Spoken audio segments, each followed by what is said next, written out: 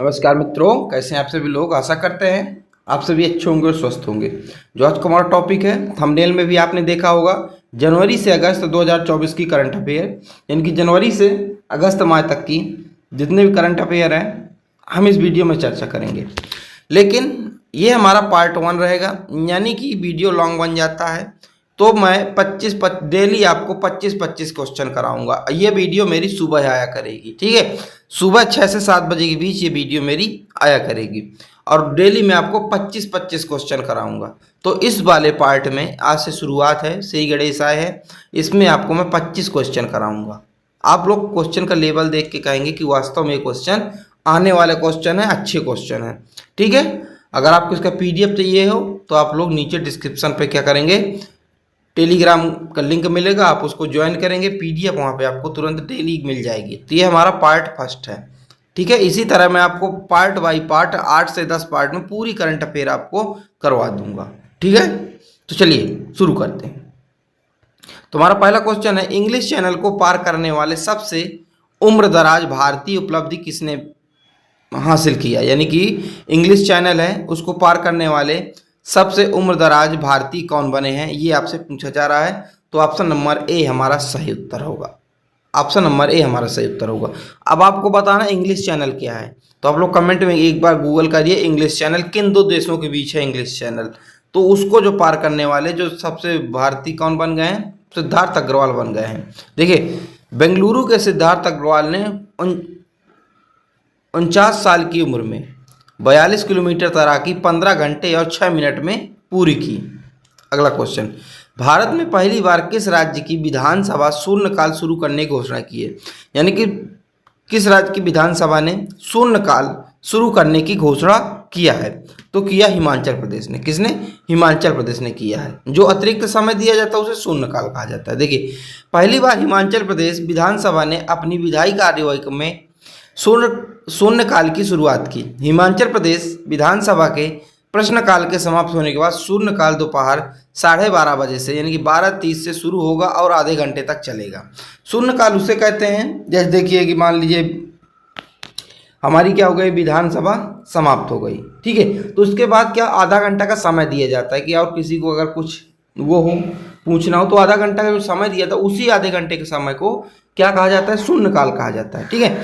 अब बात देखिए हिमाचल प्रदेश की आई है, तो हम हिमाचल प्रदेश को पूरी ईमानदारी से पढ़ेंगे। तो सबसे पहले हिमाचल प्रदेश की स्थापना कब हुई थी? 25 जनवरी 1971। 25 जनवरी 1971 को इसकी स्थापना हुई थी। राजधानी बात करें, शिमला इसकी राजधानी है। मुख्यमंत्री कौन है? सुखविंदर सिंह सुक्खू इसके मुख्यमंत्री हैं। और राज्यपाल कौन है? शिव प्रताप शुक्ला इसके राज्यपाल हैं। तो ये मैंने आपको पूरा बता दिया। अगला क्वेश्चन, पेरिस 2024 पैराओलंपिक में भारत के सचिन सर्जेराव खिलाड़ी ने पुरुषों की शॉट पुट F46 स्पर्धा में कौन सा पदक जीता? तो इन्होंने कौन सा पदक जीता? तो इन्होंने रजत पदक जीता, सिल्वर जीता। ऑप्शन नंबर बी हमारा सही उत्तर होगा। शॉट पुट यानी जो गोला फेंक रहता है, ऐसा गोला रहता है, इसको क्या करता है, पंजे से फंसा के फेंकना पड़ता है। अगला क्वेश्चन, पेरिस पैराओलंपिक 2024 में सुमित अंतिल ने पुरुषों की भाला फेंक F64 स्पर्धा में कौन सा पदक जीता?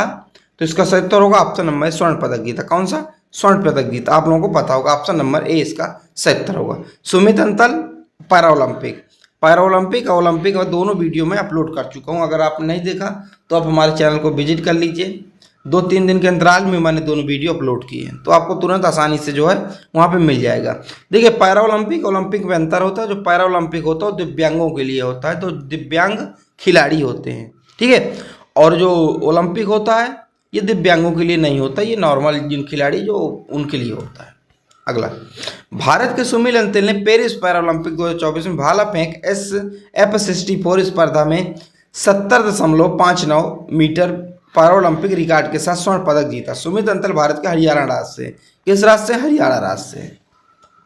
अगला, किस राज्य ने बलात्कार विरोधी अपराजिता विधेयक पारित किया है? तो किसने किया है? तो पश्चिम बंगाल ने किया। Option number B.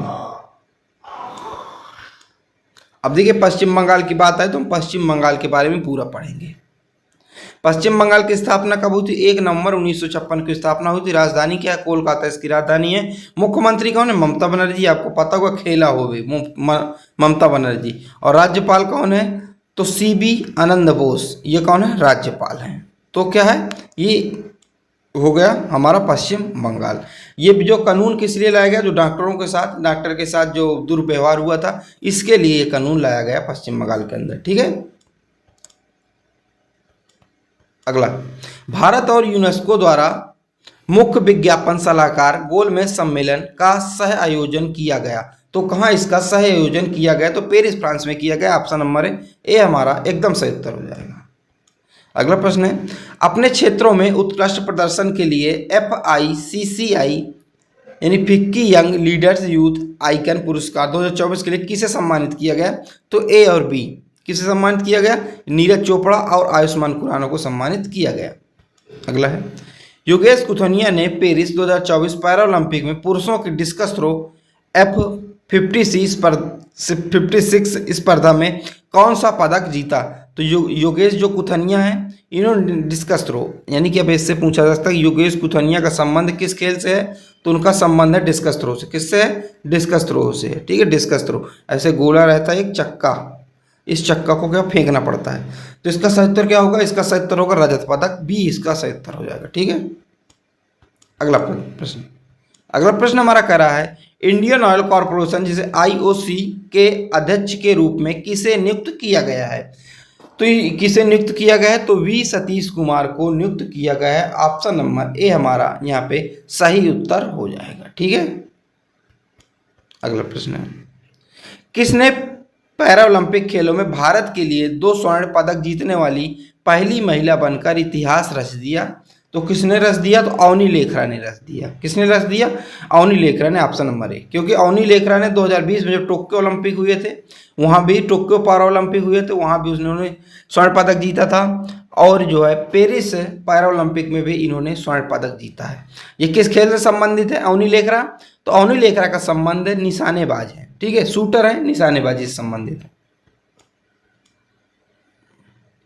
देखिए, अवनी लेखरा ने पेरिस 2024 पैरालंपिक में महिलाओं की 10 मीटर एयर राइफल शूटिंग में SH1 स्पर्धा में स्वर्ण पदक जीता। वहीं दूसरी बात करें, इसके साथ ही वह गेम्स के इतिहास में 2 स्वर्ण पदक जीतने वाली पहली भारतीय महिला बन गई हैं। 2020 में उन्होंने टोक्यो में जीता था स्वर्ण, और फिर इसके बाद कहाँ जीता? 2024 में जीता अवनी।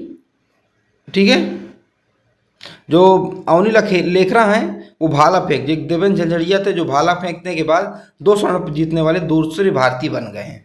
तो पहले भारतीय कौन है जो पैरालंपिक में 2 पदक जीते थे? वो थे देवेंद्र झंझरिया, देखो, जो कि अब क्या खेलते नहीं हैं। वो भाला फेंक में उन्होंने 2 पदक जीते थे लगातार 2। और जो अवनी लेखरा है दूसरी भारतीय बन गई, अगर महिला तो पहली महिला बन गई हैं। अगला, राष्ट्रीय सुरक्षा गार्ड NSG का महानिदेशक किसको नियुक्त किया गया है? तो किसको? तो ऑप्शन नंबर बी श्रीनिवासन को नियुक्त किया गया। बी इसका सही उत्तर होगा। अब अपॉइंटमेंट जो ये नियुक्ति है, इसकी वीडियो में करवा चुका हूँ, लगभग मैं 40 से 50 क्वेश्चन उसमें करवा चुका हूँ। जितने भी अभी महत्वपूर्ण अपॉइंटमेंट हुए हैं 2024 के अंदर, उसको आप लोग देख लीजिए। ठीक है, अगला है, बी श्रीनिवासन को NSG का महानिदेशक नियुक्त किया गया। कार्यकाल इनका कब से कब तक रहेगा? तो 31 अगस्त 2027 तक इनका कार्यकाल रहने वाला है। राष्ट्रीय सुरक्षा गार्ड NSG की बात करें, देखिए स्थापना कब हुई थी? 1984 में इसकी स्थापना हुई थी। मुख्यालय का नई दिल्ली इसका मुख्यालय है।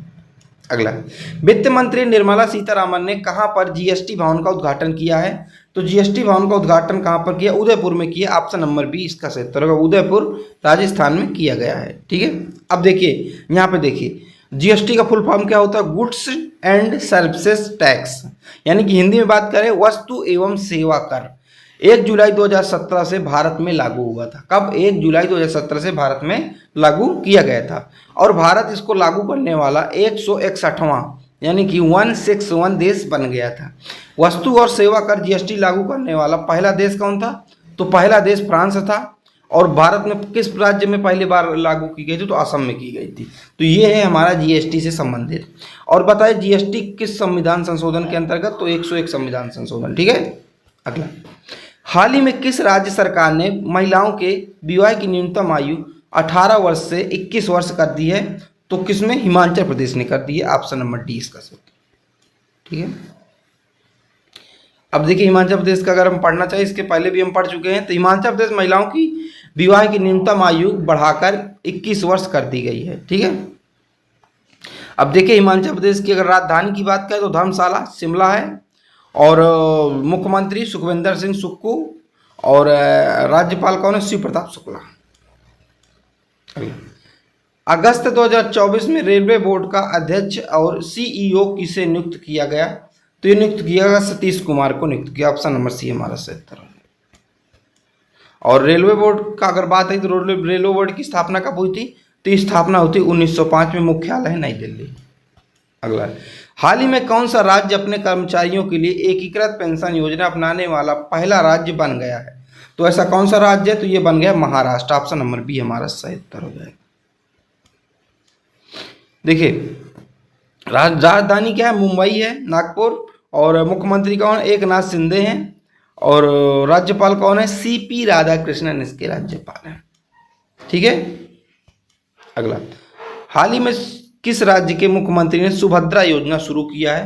तो इसका सही उत्तर होगा option number A Orissa. Orissa ने सुभद्रा योजना शुरू किया है। अगला प्रश्न है हमारा, हाल ही में गृह मंत्रालय ने किस राज्य केंद्र शासित प्रदेश में 5 नए जिले बनाने की घोषणा किया है? तो ये लद्दाख है। लद्दाख है जिसमें 5 जिले बनेंगे। अभी तक लद्दाख में केवल 2 जिले थे। ठीक है, अब लेकिन इसमें 5 जिले बनने वाले हैं। देखिए गृह मंत्रालय ने लद्दाख में 5 नए जिले बनाने की घोषणा की है, जिसमें 5 जिले कौन कौन से होंगे? जौस्कर, ट्रांस, साम, नुब्रा, चांगथांग, ये होंगे 5 जिले। इसके पहले लद्दाख में केवल कितने जिले थे?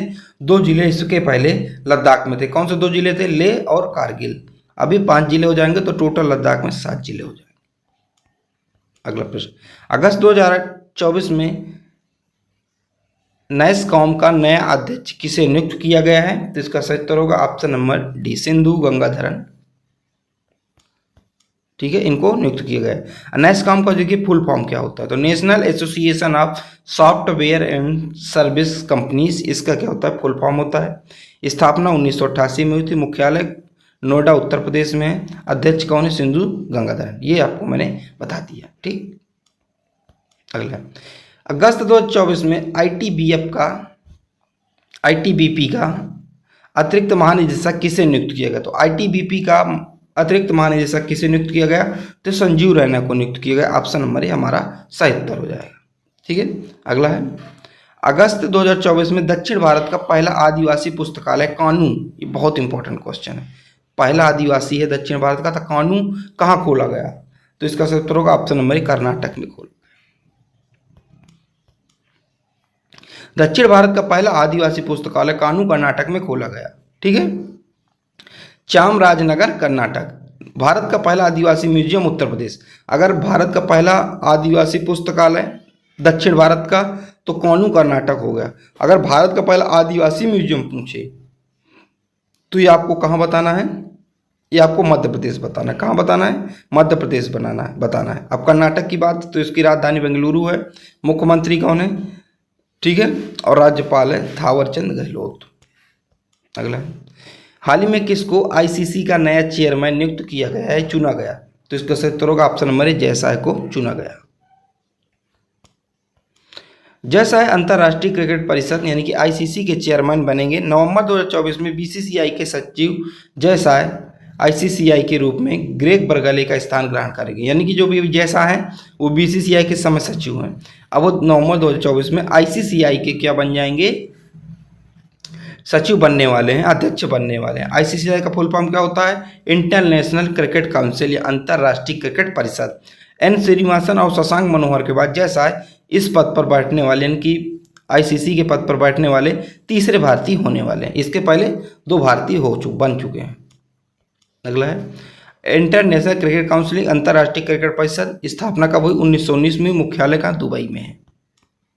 अगला, हाल ही में केपी शर्मा ने अपने कौन से कार्यालय की कार्यकाल के लिए प्रधानमंत्री के रूप में शपथ ली? तो केपी शर्मा जो चौथी बार इस बार क्या बन रहे हैं? प्रधानमंत्री के रूप में शपथ लिया है। नेपाल के हैं। ठीक है, तो इसका सही उत्तर क्या हो जाएगा? इसका सही उत्तर होगा fourth time, option number B. अगला, गणित के क्षेत्र का सम्मान एबल अवार्ड 2024 के विजेता का नाम बताइए। तो इसका सही उत्तर होगा ऑप्शन नंबर डी, मिशेल टेलाग्रैंड। है पेटीएम पेमेंट्स बैंक के नए एमडी और सीईओ कौन बनाए गए हैं? तो इसका सही उत्तर होगा option number A, Arun Kumar Bansal बनाए गए। ए इसका सही उत्तर होगा। और देखिए पेटीएम की स्थापना 2010 में हुई थी, मुख्यालय का नोएडा में, संस्थापक सीईओ विजय शेखर शर्मा।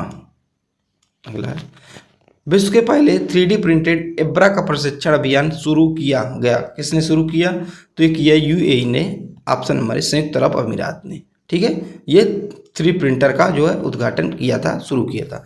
तो विश्व के पहले 3D प्रिंटर एब्रा का परीक्षण शुरू किया। आबू धाबू में एक सड़क का नाम भारतीय डॉक्टर। अब देखिए, अब जो यूएई नाम आया तो यूएई की बहुत चीज़ें जो होती हैं, क्योंकि भारत का संबंध यूएई से काफ़ी अच्छा है। तो ये यूएई में क्या क्या हो रहा है, कौन कौन सी चीज़ें हुई, आप लोग देख लीजिए। तो सबसे पहले मतलब बताया मैंने 3D प्रिंटर का हुआ। इसके बाद आबू धाबू की एक सड़क बनाई जिसका नाम क्या रखा गया? भारतीय डॉक्टर के नाम पर रखा गया, डॉक्टर जॉर्ज मैथ्यू। इसलिए जरूरी हो जाता है क्योंकि ये भारतीय के नाम पर रखा गया। तो ये होगा तीसरा पॉइंट है हमारा। अदारा 24 ललित कला प्रदर्शनी और प्रयुक्ता का आयोजन भी दुबई में किया गया। पांचवा है हमारा, चौथा 10 वर्षीय ब्लू रेजिडेंसी वीजा लॉन्च किया गया। पांचवा है गल्फ यूथ गेम्स 2024 का आयोजन वहीं हुआ। यूएई का पासपोर्ट दुनिया का सबसे सस्ता पासपोर्ट बन गया। अभी तक जापान का रहता था और इस बार किसका बन गया? यूएई का बन गया। भविष्य ऊर्जा शिखर सम्मेलन का भी आयोजन भी 2024 में यूएई में किया गया। तो ये है यूएई से संबंधित करंट अफेयर, बड़ी बड़ी करंट अफेयर ये है।